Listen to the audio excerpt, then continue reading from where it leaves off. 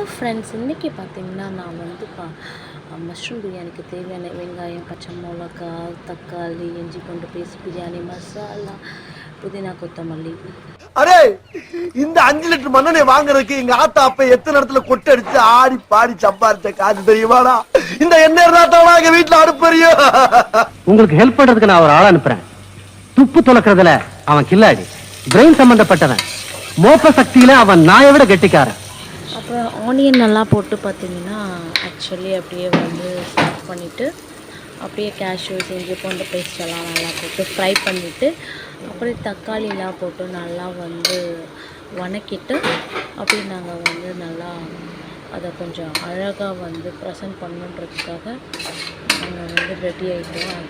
எனக்கு நல்லா தூக்கம் வருது.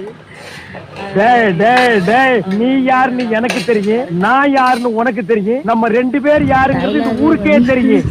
தெரியுது. நாங்கள் 2 பேரும் ஒரு பேசிக்காக ஒரு ஃபன் கப்பல்ஸ்.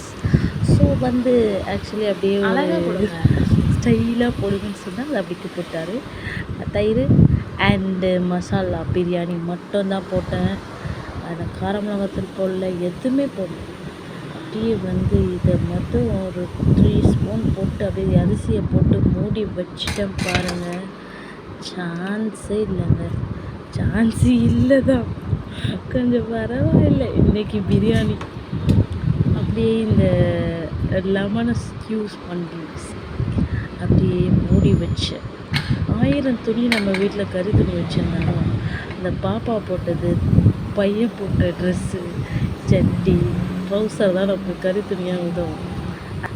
உண்மை. பாய்.